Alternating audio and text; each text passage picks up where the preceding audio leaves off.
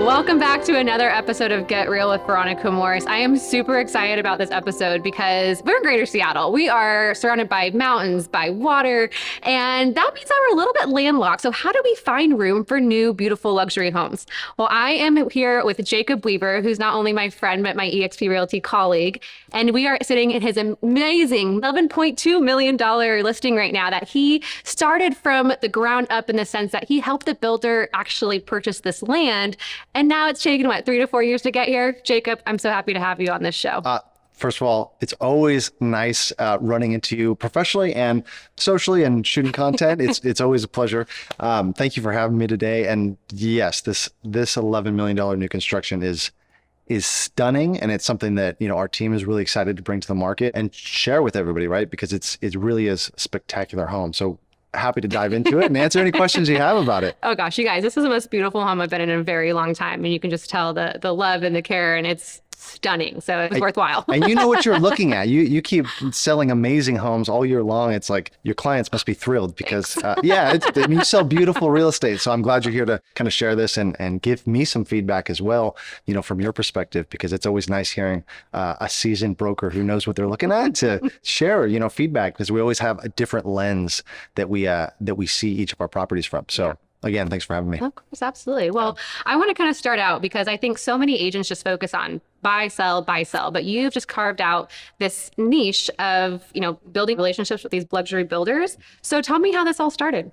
So my previous career was actually in engineering. I don't know if you knew that. No, I didn't actually. Yeah. So I studied engineering in college, and it wasn't the best fit for me. My gray engineering cubicle was not like, I like to chat, right? So it wasn't the best fit, but I got kind of hooked into the investment real estate early on, back in like 2012. But my philosophy has always been, coming from an engineering background, it's always been, everything in life is just solving a problem, getting from point A to point B using the resources you have, right? And so, like you said, a lot of agents, a lot of brokers, they really just focus on kind of the traditional way of doing real estate, the buy-sell process, which is amazing. Like there's many successful agents that, live in that world. For me, coming from the investment side of real estate, I always saw this like strange niche of properties that weren't selling for some reason. And really all of those can be solved with a different structure. Okay. Right. So my niche really comes from, wholesaling, but mostly creative finance. So I came from, loan wraps and deal structure that is not commonly approached. Getting things done by those that cannot get done. That's exactly it. So early on in my career, I was really picking up all of these sorts of investment properties personally, but also for investors that had alternative deal structure, owner financing, loan wraps, lease options, joint ventures, just things that took a different lens to see how you can make the numbers work in an effective way.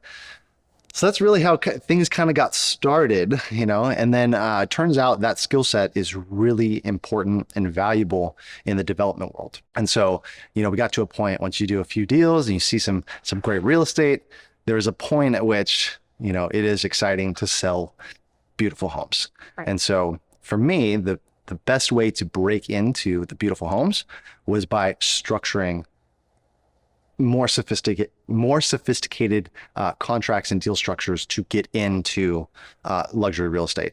I see. So that was my path. Everybody's kind of got their own way of breaking into certain niches or neighborhoods or price points.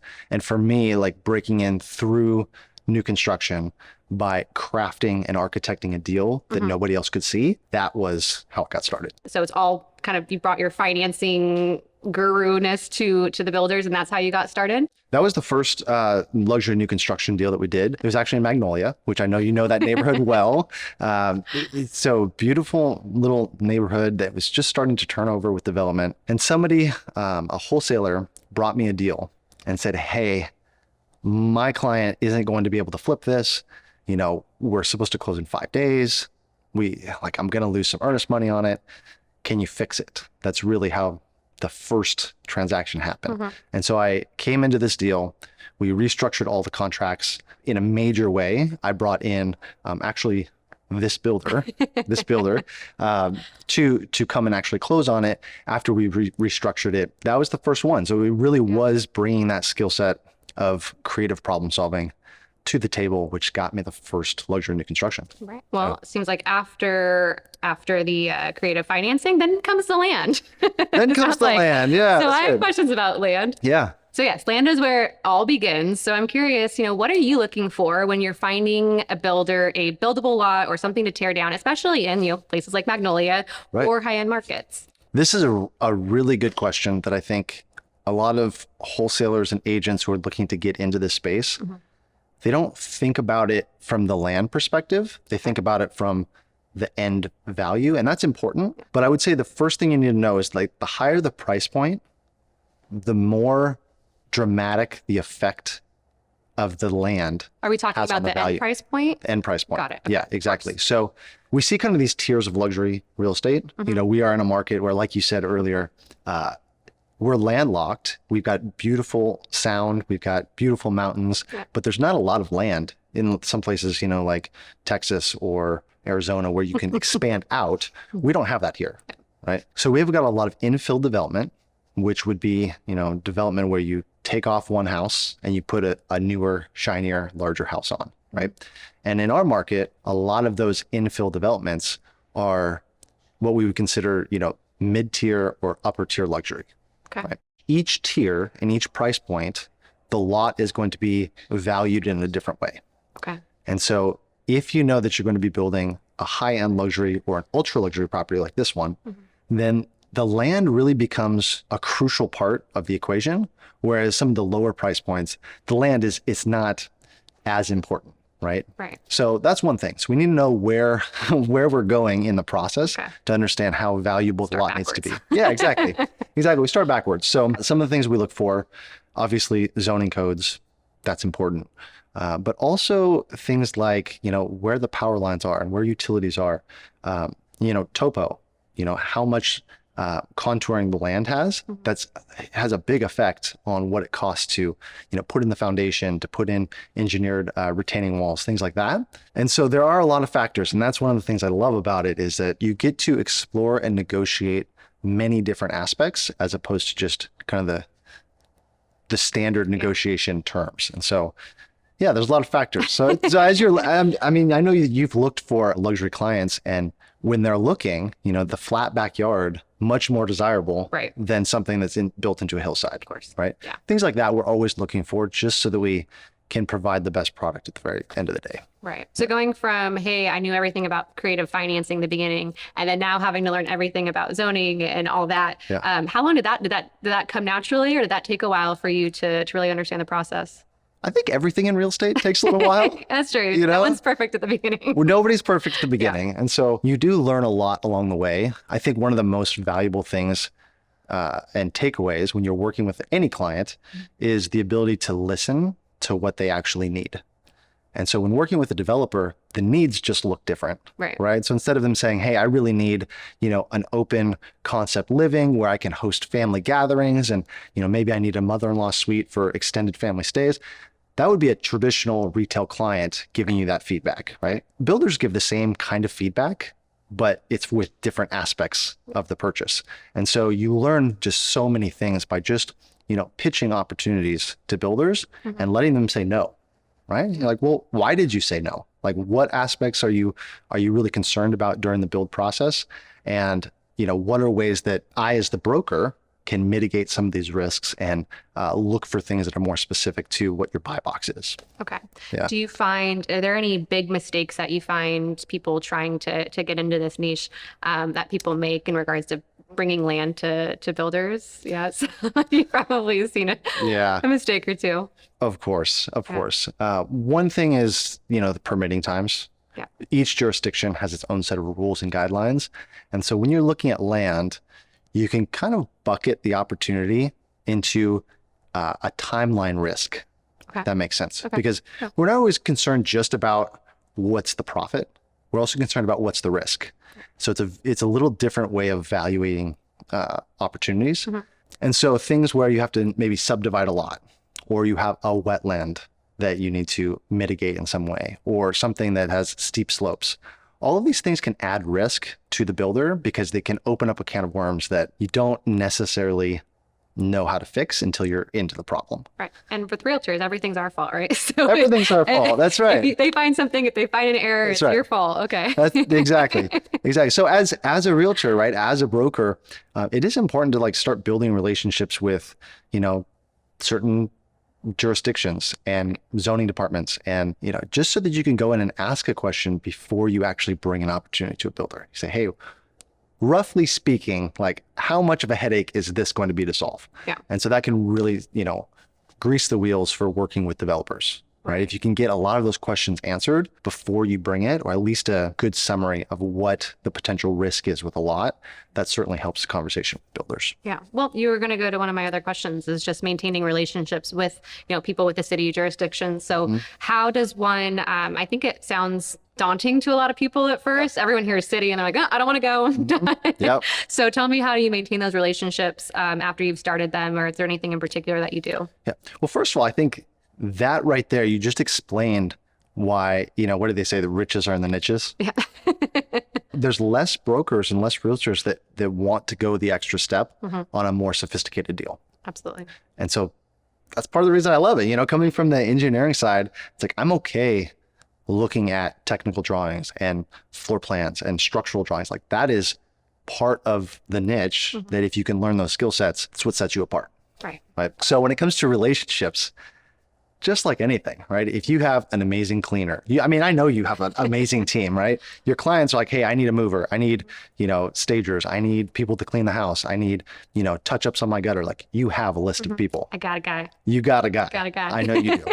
Same thing with us. On the development side, we've got somebody who's really great at entitlement projects.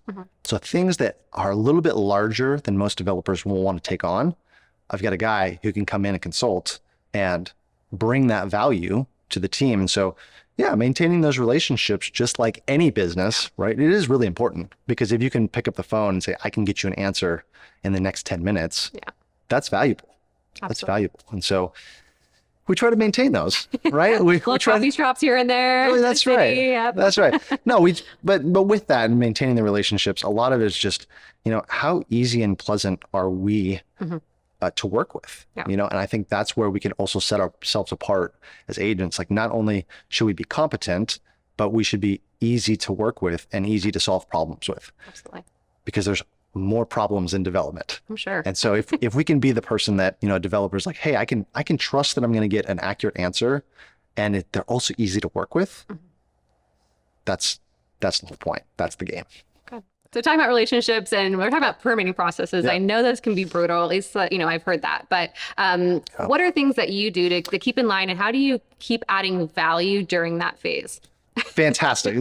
You're asking me a lot of things that I love talking about. So you're making it easy on me. Yeah, I am. I am passionate about it. So every builder is different. Every builder is in a different cycle of their own personal business. And so sometimes this can mean a builder is like literally building their very first project. They need a lot of handholding. They don't necessarily, they've never seen the process all the way through, and they've got mentors probably, and they've got people that they're pulling from and resources. So being a resource and a team member to that builder is going to look very different than somebody who, is building high volume, of course, right? And so having the self-awareness and understanding and communication with the builder that you're working with to understand like where you actually fit in and where you can add value, that's an important part of it, because we can't assume that they need something from us or they don't need something from us without actually kind of building that relationship. So when it comes to the permitting process, I've worked with several different builders. Some of them are very self-sufficient, and they're like, hey, you gave me a really good idea of what the opportunity is. You helped me see the vision of what the lot could become and the end value, structure it on the front end, and now my team is going to take it over. There is that profile of builder, and that's great, because sometimes my role is literally just helping structure the front and then being there on the back end to sell the end product, right? I would say where I find the most satisfaction is a little bit more involvement than that. Okay. And because I came from wholesaling, right? I came from wholesaling where, that segment of our industry is typically very focused on representing their contract. Yes. Right? So wholesaler puts something on a contract, and then they're really just trying to sell their paper, right, for a fee. That is the ultimate goal. I stopped doing that a long time ago because I like representing the client versus representing the paper. And so to me, seeing the process through and helping them understand, okay, here's where my professional knowledge of the end product is going to help you make more money and to make better decisions along the way. And so for me, I love being involved in the layouts, Okay. in amenity spaces. I love talking about, could we improve spaces and how they feel, with, window placement, with how the house is actually going to live for that projected end buyer. I love that part of the process because at least giving feedback, right? Because if we're going to sell it on the back end, You need to. you want to set yourself up for success. Of right? course. Right? I was going to ask, one, how involved are you in the layouts and so forth? So you said, placements, design, layouts. Probably do you do a lot of design, or do you kind of stick with that to the professionals sometimes? So I am not a professional designer. I don't claim to be. I know when design looks great and I know when it does not look great at all. And so if a builder is in their early stage of designing and crafting floor plans, usually I will partner them with a designer that's in our queue that I know does a great job for the type of property that they're trying to build. So I kind of outsource that because I do think that from a design perspective, and I know you probably feel this too, like not every home is designed with intention. No. And this is why when I walked into this one, I said, well, of course, it's at a price point that should be. But I think a lot of new constructions have been tough recently because a lot of people are saying, I've been seeing the same thing for the last 5 years. Totally. When's it going to be something different? Yes. So I've been seeing people actually kind of step away from the new construction where before it was hot. It was hot, right? We came from a market that was momentum based. Yeah. Because money was cheap. Yep. Right. So everybody was like, I can get really great debt. And so with really great debt, inventory of homes was very low. Yep. Now that we have some more choices, the design and the quality and the, architectural interest, all of these things now have become more important, right? Buyers are a little more discerning. If they're paying more on a monthly rate, then they're like, well, I'm only going to buy something that like I really feel amazing about. And so that's where the design comes in, right? Yeah. That's what makes you feel something about a house. So I do leave that part to like, I can't say I was part of the design on this. However, there were things that conversations with the designer of like, hey, this space we could change in this way to live a little bit differently. And then, the designer for this is like, oh, I got a crazy idea. Yeah. Ideas bouncing off each other. It's all Yeah. about that. Exactly. So question for that. So with a lot of the builders, are they usually pretty open to your suggestions? I mean, you said that a lot of them kind of say, hey, thank you for this. We've got it for here. You get the listing. Great. Are they open to your suggestions and design takes or layout takes, I should say? I don't work with anybody anymore. Okay. And there's a reason for that, right? Yeah. When you have a listing where you obviously know that something is not right and they were unwilling to, work as a team on that, it's hard. It's more difficult to sell that. I like selling great product. I like seeing a buyer come in and be like, yes, this is obviously the home, and me being able to give them the confidence of why, right? Like, we don't like selling No. crappy houses, right? And It goes on my resume. I don't want that. it does to some extent, it does, Yeah. right?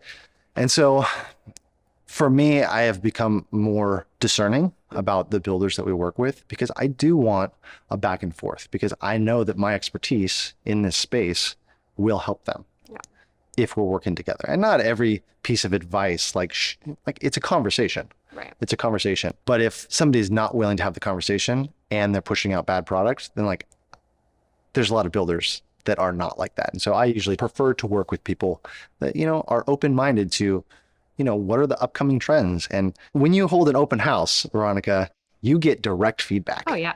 I love it. Like, give it to me. I like to hear it. I like to hear it because that makes you Yeah. like the best broker in the business when you're actually having on the ground conversations. And they're conversations that developers typically don't have one-on-one in a unbiased environment. Exactly. Right. Right. You don't see builders at the open house going and asking questions. You don't. And if you did, you wouldn't get the direct feedback from the buyer pool because nobody is going to directly lie to a builder that they're saying, like, they'd be like, oh, nice house. You spent millions of dollars building it. Like, it's nice, right? When it may not be. Yeah. When it may not be. Whereas an agent, that's part of the value is being able to cultivate the data that's coming in and then help that developer make the right decisions to sell out of it. Yeah. Oh, fabulous. I'm glad that you get to be involved. Yeah. I think that's great. Me too. I have fun with it. Yeah. Good.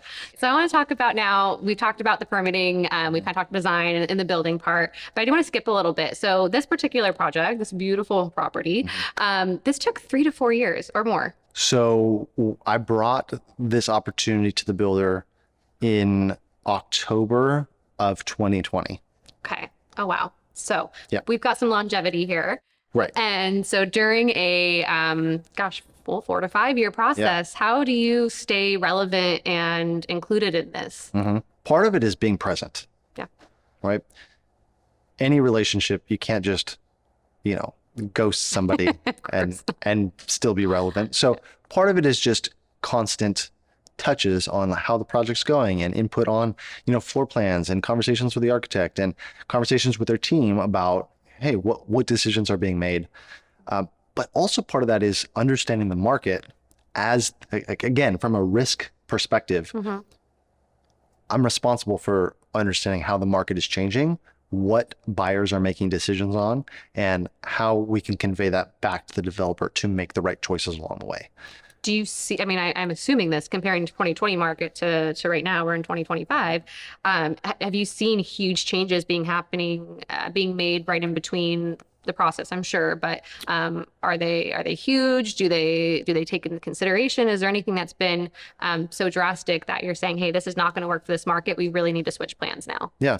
So part of the conversation on this house, I think initially thought the spec levels could be lower with a smaller house. Okay. And then as we saw the market change and as it was in permitting, there are always changes. There's always changes. And for us, the ultra luxury market, there's a lot of inventory right now that is large and in great neighborhoods, but doesn't necessarily have the design appeal and the quality that I think a lot of people are looking for in this 8-figure price point. And so that was an intentional decision as the market was changing, as interest rates were going up, as different decisions were being made. So were these design choices flip-flopped throughout the way a little bit, or was it originally going to be a modern spec in a way, or? It was, but I would say that the design spec is really high. This is honestly a spectacular home. Oh, absolutely. That you're seeing things that are just over the top compared to other things at this price point. And that was intentional to build the best property in the price point. So yeah, those decisions change all the time. Also materials, right? Materials and design. And again, this is not something that I personally designed. I have to give credit to Jada Lee on their team who just... Oh, she killed it. She killed it. And she does. Every home that we sell for them, I'm like, every time I walk in here, I see an intentional detail that is above and beyond. But yeah, things change over time, and sometimes you raise the spec level, sometimes you bring it down a little bit, sometimes you will rework colors or hard surfaces based on availability or what's trending, things like that. So it's always a constant moving target, but really it's our job as the broker to help understand what is the best possible choice that could be made at the time of making the choice. Yeah. So Jacob, you've been doing this and working with luxury builders now in Bellevue, Kirkland, everywhere for about 10 years, correct? Okay. So if a builder was watching this right now and wanting to achieve the success that you've brought other builders, that their teams have had, what would you tell them? So to answer your question, if a builder is trying to achieve above and beyond results, I think it starts with intention. And it's one thing that because we came out of a momentum market, because we've seen a lot of builders build in volume where you have to make kind of cookie cutter decisions. I think we are seeing a buyer demographic that is looking for something that's a little bit out of the box, especially in the 4 million plus price point. We're getting to that point where the buyers are becoming educated and they are learning what some of these incredible touches look and feel like. And so I think for builders that are trying to build in that price point, one of the things that we're seeing from the buyer pool, the feedback we're seeing from the buyer pool, is that it's okay to step outside of the box and try some new things that push the limit that you would kind of expect in a multiple $1 million home. Right. Getting away from that spec model, like I understand why it's important because you can make safe decisions, but I do think for extraordinary results and seeing a buyer that truly appreciates art in the market, being a little bit bold and being intentional about some of these decisions I think we're getting to that point where buyers are willing to pay extra for something that's special. And so that's one way that builders can start setting themselves apart, is by claiming a personality on their product. And that's something that not many want to do, right? Because it's safe to build inside the box, but sometimes just stepping out just a little bit, even if it's a couple of design choices or quality of materials, I do think we're at the point where buyers are starting to appreciate that more and more. I can't agree more. We talked about it. Around Bellevue, Kirkland, new construction, 4 to 5 million. They're great homes, but like I said, a lot of them look, I don't want to say it, but they have similar characteristics. Yes, exactly. Similar characteristics. So let's say a builder is like, hey, I'm black and white. I like to do this part. I don't want to do design. So with a new builder, do you think that for them, if they're getting into this, think outside the box, obviously partnering with a great real estate broker who knows what's happening in the market and what buyers are looking for. I mean, do you feel like them connecting with architects and designers are kind of square one right there and seeing who would be a best fit for them if they just don't have that eye? Yeah, I think, builders and flippers as well. Right. People who are flipping houses, and especially high-end flips. A lot of people like to have the control of making the decisions. Yeah. Even if their sweet spot is not in the design. Yeah. Right. And so I think being able to curate a great team for these price point homes, it's important. Right. It's important. I'm curious to know, what is the most common feedback that you're getting from buyers when you tour? And it could be new construction or not, but what is the number one thing that you're hearing in the market today, with feedback and pushback? Number one, it's hard. I mean, I feel with resale, we see a lot of homes here that are in the they were built in the 80s, 90s, especially Bellevue, Kirkland, Redmond. Yeah. People just don't want your traditional, they don't want dining rooms or formal dining rooms. They don't want formal living rooms as much. Yeah. So layout has definitely been, I'd say, the number one feedback. The tough thing is, you can redo a house in most ways, but the layout is going to be a very different project. Yep. And that's been tough. On the new constructions, I think you're right. And like I said, I touched on it earlier. It's not like anything's bad. They're just like, eh. There's another one down the street. Yeah, exactly. Yeah, I'm with you, which I personally have been trying to do a lot of education, not only through content, but also through open houses and just conversations with personal buyers, helping them understand, hey, this finish, right? I'm going to use this example on this house. So these windows, Okay.